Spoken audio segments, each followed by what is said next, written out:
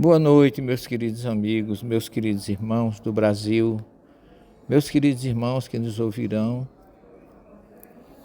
com o assunto desse Evangelho libertador, que faz parte do roteiro do nosso estudo em Israel no grupo Nos Passos do Mestre, colocado agora dentro dos Passos do Mestre, momento com Jesus. Vamos aproveitar esse momento com Ele, na terra dele, nos locais geográficos mais importantes, nos pontos espirituais mais marcantes e mais marcados por Ele, com as suas atitudes de amor, de fraternidade e de muita luz entre os sofredores da época em que Ele esteve conosco. Ontem nós conversamos com vocês sobre a nossa ida a Cesareia de Filipe, mas nós apenas descrevemos o local. Nós descrevemos a alegria que nos envolve, sentir o cheiro daquelas figueiras com seus frutos, sentir a brisa do ar na base do Monte Hermon, na nascente do Rio Jordão. Chegamos com o nosso grupo, depois que descemos do ônibus, nós procuramos um lugar para reunir o grupo e estudar toda a ação, atitude e ensinamentos de Jesus naquele local.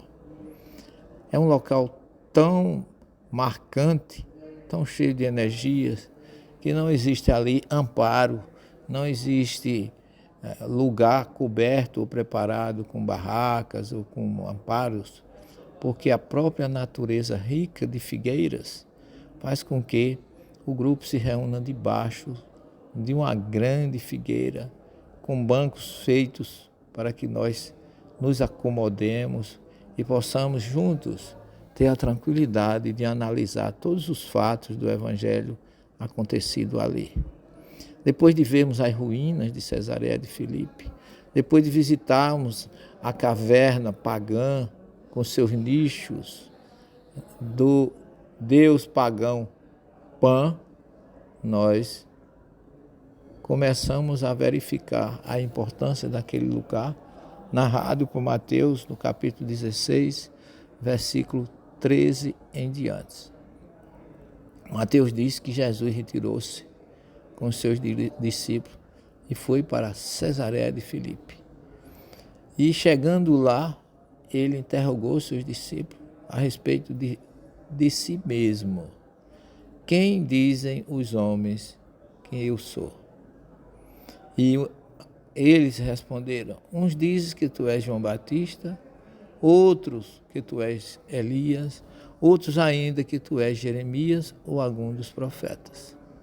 E Jesus, ouvindo essa resposta tão característica de uma identidade reencarnacionista, porque se o povo acreditava que Jesus poderia ser Elias, Jeremias ou algum dos profetas, não poderia ser de outra forma a não ser que na época dele todos esses profetas citados já haviam morrido, já estavam no mundo espiritual. E se Jesus podia ser um deles que voltou, só poderia ser reencarnado. E Jesus não corrige. Jesus entende que essa crença é natural, faz parte da filosofia judaica, faz parte da fé judaica implantada por Abraão no planeta Terra e por todos os profetas que vieram ratificar e passar a limpo tudo aquilo que até então ainda era dúvidas e ao mesmo tempo preparar a vinda do próprio Jesus.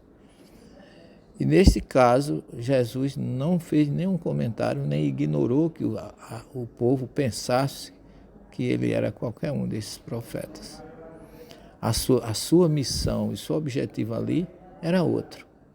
Porque ele se volta para os discípulos e como se dissesse assim: muito bem, eu já sei o que as pessoas pensam de mim ou sobre mim, mas vocês, o que é que vocês dizem a meu respeito? Para vocês, quem eu sou? E Pedro, inspirado pela sua mediunidade, pela sua sintonia com Deus, ele toma a dianteira e declara: tu és o Cristo, Filho de Deus vivo, que vieste ao mundo para nos salvar, para nos redimir. E Jesus, ouvindo a declaração de Pedro, a sua sintonia com a espiritualidade, ele confirma, dizendo: bendito és tu, Pedro, o Simão, filho de Barjonas, porque não foi a carne nem o sangue que te revelou, mas o meu Pai que está nos céus. A expressão carne e sangue, que Jesus usa nessa passagem, também é utilizada por Paulo na sua carta aos Coríntios, capítulo 15, versículo 50, quando ele diz que carne e sangue não herdam o reino dos céus. Então Jesus acabara de colocar que o Pedro físico, o Pedro homem, naquele momento sintonizou muito bem com a mensagem de Deus, com o papel de que ele estava ali para realizar a tarefa que vinha realizando com eles, mas o fato dele se isolar de certa forma, se recolher praticamente no extremo norte da Galiléia, nos dá como recado de que ele tinha algo importante para revelar, não só para os discípulos, mas também para todos nós, porque ele prova e comprova que Pedro estava certo ao dizer que ele era o Cristo, Filho de Deus vivo. E Pedro foi inspirado para trazer essa revelação automaticamente. Mas na sequência, ele diz: é preciso que o Filho do Homem vá a Jerusalém, que seja preso na mão dos sacerdotes e depois seja crucificado.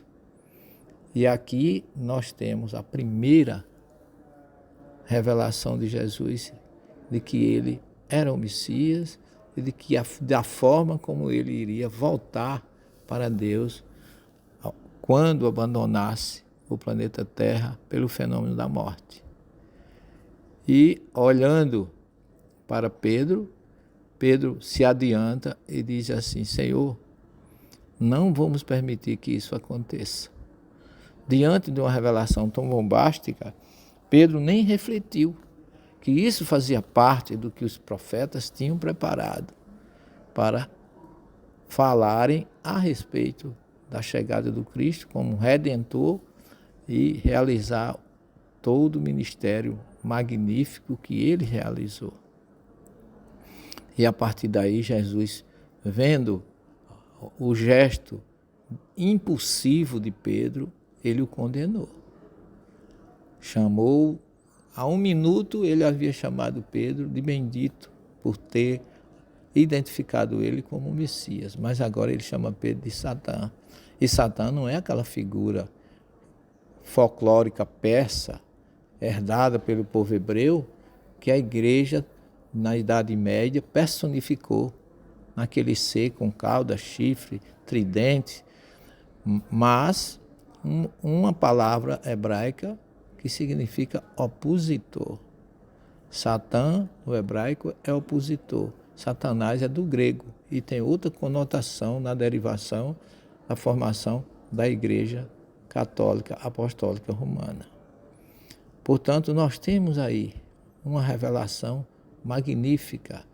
Cesareia de Filipe é o cenário, é o teatro desses acontecimentos registrados no Evangelho de Mateus, que a gente fica realmente muito feliz de poder participar, identificar tudo isso e transmitir as energias magníficas que envolvem nossos corações em momentos como esse. É como se nós fechássemos o Evangelho, mas abrisse a geografia espiritual do trabalho do Cristo entre nós. Aquela montanha Hermon, aquelas árvores, aquelas figueiras, aquele rio com as suas águas puras que corre ali naquele ambiente, é um cenário espiritual, é um novo evangelho aberto em nossas mentes e em nossos corações. É sempre muito gratificante, meus queridos irmãos, registrar tudo isso na nossa memória, no nosso conhecimento e sentir as energias desses fatos e dessas narrativas de Jesus que confortam tanto os nossos corações. Agradecidos, subimos no nosso ônibus e descemos agora no sentido novamente de Cafarnaum, e depois de almoçar às margens do Mar da Galileia, nós continuamos a nossa tarefa, o nosso trabalho, a nossa atividade de buscar mais informações e mais fatos acerca de Jesus. Caminhamos em busca agora do Rio Jordão, que, surgindo no extremo norte do lago ou do Mar da Galileia, ele forma a vertente entre o Mar da Galileia e o Mar Morto, que é conhecido como Baixo Vale do Jordão. E ali nós, mais uma vez, encontramos naquele ambiente mais informações.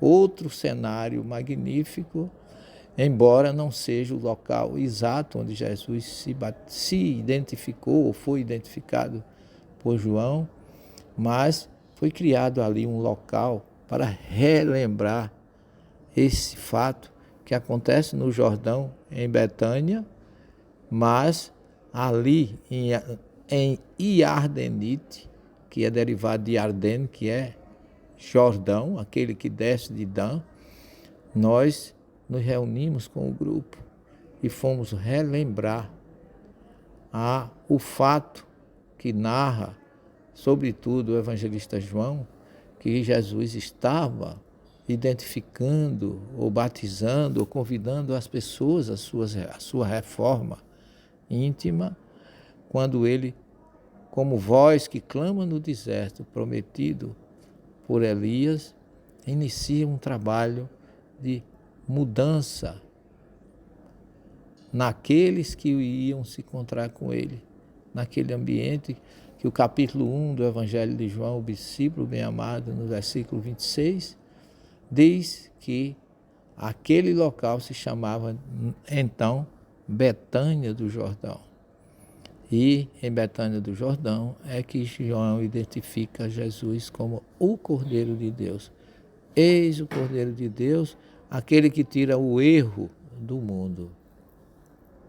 E a partir dessa identificação, tanto Jesus como João se separam, cada um para a sua tarefa. João para terminar o seu trabalho como o discípulo que veio com a missão de mensageiro. A sua tarefa foi exatamente preparar o caminho de Jesus, como estava predito em Malaquias 3, em Isaías 43 e no próprio Evangelho de Lucas, que fala que João Batista veio com o espírito e o poder de Elias. Então, chegar naquele ambiente, entre aqueles eucaliptos, com as águas verdejantes e brilhosas, parecendo esmeraldas derretidas naquele vale, anima, alegra e alimenta os nossos espíritos, porque ali nós, mais uma vez, encontramos um ambiente perfeito, um ambiente magnífico para as nossas reflexões, para relembrar esse grande enviado do Cristo, para ser o precursor, a quem Jesus mesmo o apresenta, aquele que Jesus coloca, que dentre os filhos de mulher ele não foi, ninguém foi maior do que João. Então, reunidos ali com o nosso grupo, nós começamos a refletir sobre todos esses fatos, todos esses acontecimentos que têm enriquecido demais essa 13ª viagem que nós denominamos de Momento com Jesus, dentro do programa Nos Passos do Mestre. Para nós tem sido uma alegria incomensurável, de uma realimentação das nossas mentes e dos nossos corações, como se recebêssemos do próprio Cristo, influenciado pela visão do ambiente, a mensagem que ele deixou entre nós. E felizes, depois de conversar com o grupo, nós demos ou declaramos encerrada a nossa atitude de apresentação e de início do que aconteceu durante esse momento, e tivemos a preocupação de deixar e dizer a vocês que amanhã continuaremos, se Deus quiser, essa parte da identificação de João Batista com João no Vale do Jordão, na nascente do Jordão, às margens ou do lado sul do mar da Galileia. Que Jesus continue em nossas mentes e em nossos corações. Até amanhã, se Deus assim nos permitir. Muita paz a todos.